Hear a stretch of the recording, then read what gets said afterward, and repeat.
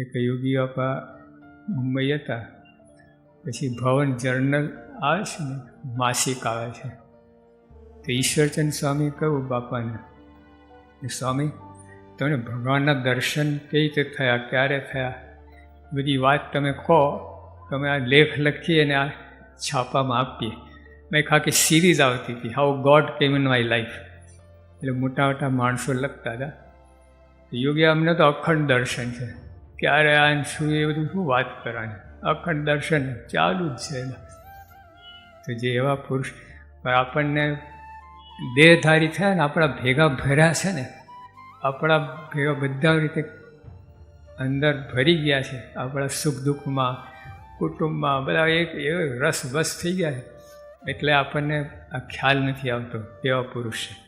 જોકે એ પોતે એ રીતે જ વર્ત્યા છે. મોટા સ્વામી અમને એક વાત કરતા, યુવક તરીકે મહેતા હતા, કે જો તમારી મર્યાદા આ સંતો રાખે એટલી મર્યાદા અમે શાસ્ત્રીમાં નહોતા રાખતા. આવું કેવું બોલે છે?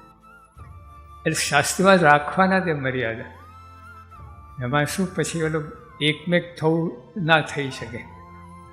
જો આપણા સાથે એવા ભરી ગયા છે ને, અને પ્રમુખ છે ને, તમે જો યોગી આપણને જો ત્યાં ખબર જ ના પડે કે આવા ગુરુ છે ને, આપણે સારું ખુદ લાગે, ભેગા બેઠા બધું એવું થાય કે એમની ઊંચાઈ કેટલી છે, કેટલા ઉપર છે.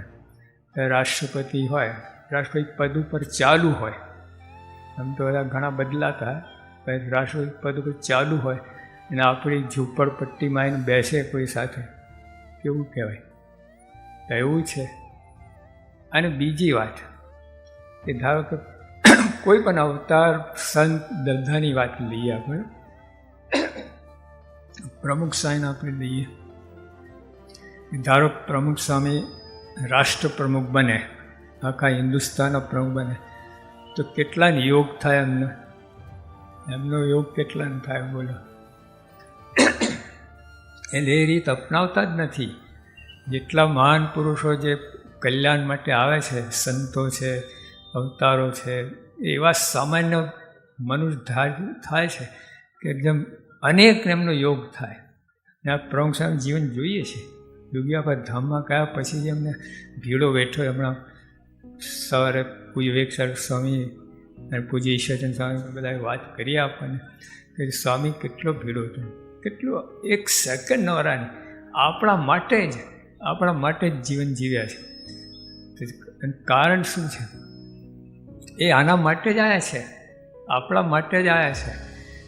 નહીં તો મહારાજે કારણ 5માં પ્રશ્ન પૂછ્યો છે કે ભગવાન પૃથ્વી પર આવે છે જીવના કલ્યાણ માટે, તો અક્ષરધામમાં રહ્યા થયા કલ્યાણ ના કરી શકે? અવતાર શું કામ ધારણ કરે છે? અને જો અહીં આવ્યા પછી જો કલ્યાણ કરી શકતા હોય તો એટલું ભગવાન ઓલું અસમર્થપણું કહેવાય. તો અવતાર ધર્મ પ્રયોજન શું છે? કે કોઈ ઉત્તર ના કરી શકો, મારે એકદમ બધાને ઉડાડ્યા, તમે દિશ જ ના જડી. મહારાજ પોતે વાત કરે કે ભગવાન છે ને, કોઈ પોતાનો અતિશય હેતવાળો ભક્ત હોય, અતિશય પ્રીતિ હોય ભગવાનમાં, એના માટે ભગવાન આવે છે. કેમ કે ભક્ત છે એ દેહધારી છે અને સ્થૂળ ભાવ યુક્ત છે. એટલે ભગવાન પણ એવી રીતે સ્થૂળ ભાવે યુક્ત થાય છે અને દેહધારી જેવા થાય છે. એટલે ત્યારે જ સુખ આવે, સજાતી સદાઈમાં સુખ આવે. એક એવો પ્રસંગ છે, એક મા બાપ પોતાના બાળકોને લઈને એક ગામથી બીજે ગામ જતા હતા. તો વડના ઝાડ નીચે લોકો બપોરે આરામ કર્યો, જમ્યા અને આરામ કર્યો. પણ સાથે બાળકો થાય તો રમવા જતા રહ્યા. પછી આ લોકો જાગ્યા, મા બાપ પોતાના બાળકો જોયા નહીં, ક્યાં ગયા? શોધતા શોધતા એક વાળમાં ઘૂસી ગયેલા, કાંટાની વાળમાં. આ લોકો જેમ બોલાવે વધારે અંદર જાય.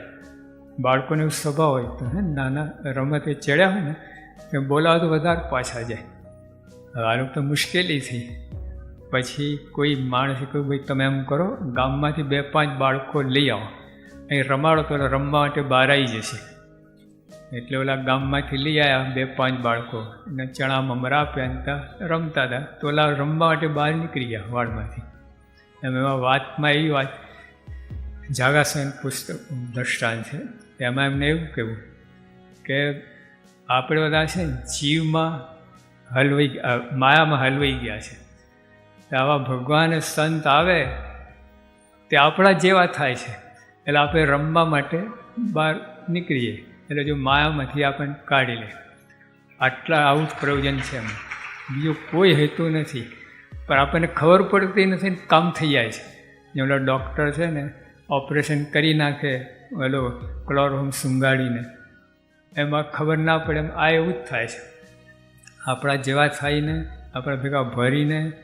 અને કામ તો જેમ હમણાં ડૉક્ટર સાથે વાત કરી, સ્વામીનું સુબ્રમણ્ય સાહેબ પૂછે તમે નેક્સ્ટ પ્રોજેક્ટ કયું અક્ષરધામ પછી? કહ્યું આ બસ ભજન ભક્તિ કરવાનો, એ પ્રોજેક્ટ મેઇન છે, અક્ષરધામ તો સાઈડ પ્રોજેક્ટ છે. એ ભગવાન ભજાવાનું પ્રોજેક્ટ છે અક્ષરધામ.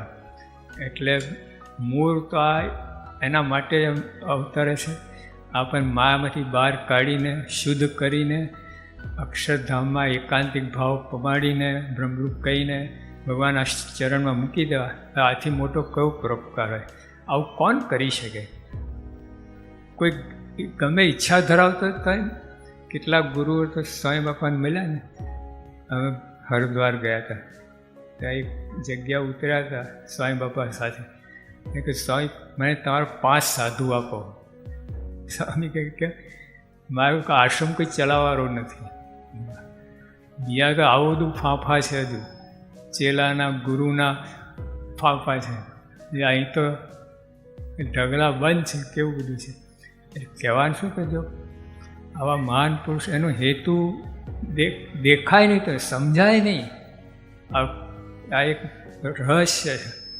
હવે અન્ય બધું સમજવું, આ જાણવું, એ તો તમને સામાન્ય લાગે. બીજા બધા સભા ચાલતી હોય, બીજા બધા ગુરુ હોય, બીજા બધા હોય, જો કોઈ ગુરુ ખોટા નથી એ સમજી રાખો. પણ ફેર તો છે, એક જ ક્લાસમાં 60 વિદ્યાર્થી હોય, ફર્સ્ટ ક્લાસ ફર્સ્ટ હોય અને છેલ્લો આવતો હોય 35% વાળો, 95% વાળો હોય, એનું ખોટા કોઈ નથી, ભેદ છે. એટલે આપણને જે અક્ષર બ્રહ્મ ગુણાતીત ગુરુ મળ્યા છે. આપણે પહેલાં કે અનંત જન્મ લીધા, આપણે નારદ સંકાય જેવા તો ગુરુ મળ્યા છે, પણ ગુણાતીત ગુરુ જે માયા પર કરે ને એવા નથી મળ્યા. એટલે આથી મોટો કોઈ પરોપકાર નથી. આથી સ્વામી આપણે અંતિમ અનંત જન્મની ભટકણ જે આપણે ફાંસી લાગી છે એમાંથી મુક્તિ અપાવવા માટે આવ્યા છે. હવે એનાથી કયો મોટો પરોપકાર? તમે કોઈને જેલ થવાની હોય 2-3 મહિનાની, ને એમાંથી આપ છૂટવાને કેટલા ફાંફા મારે, કેટલી લાગવાની, કેટલું બધું કરતા હોય, અને કોઈ છોડાવી દે તો કેટલી હાશ થાય. તો આ તો કેટલો મોટો બંધનમાં છોડાવે છે, આપણે સમજ જ નથી, બંધનનું ખ્યાલ જ નથી. એટલે ત્યાં સુધી આપણને એટલો બળ કેફ રહેતો નથી. પણ જો આ ખ્યાલ આવે કે આ કેવા બંધનમાં છીએ આપણે, સ્વામી કે કરોડ મણ રૂની આંટી ઘૂંચાઈ ગઈ હોય એને કોણ ખોલી શકે? આ ઉત્તરાયણ આવે છે એટલે 2 તોલા દોરી ઘૂંચાઈ હોય તો આપણે તોડીને બહાર કાઢી નાખે, ખોલવા બેસે બીજી ઉત્તરાયણ આવી જાય. તે 1 પણ દોરો ઘૂંચાવે, 10 પણ ઘૂંચાવે, લાખ પણ ઘૂંચાવે, કરોડ પણ ઘૂંચાવે, ત્યાં આપણે બધા આખી દુનિયા અંદર ઘૂંચાઈ જાય, ઉકેલવાઈ જાય. એટલું બધું આપણે બંધન છે. પણ સ્વામી કહે એ બંધન છૂટે એટલે બ્રહ્મરૂપ થાય, એટલે બંધન છૂટું.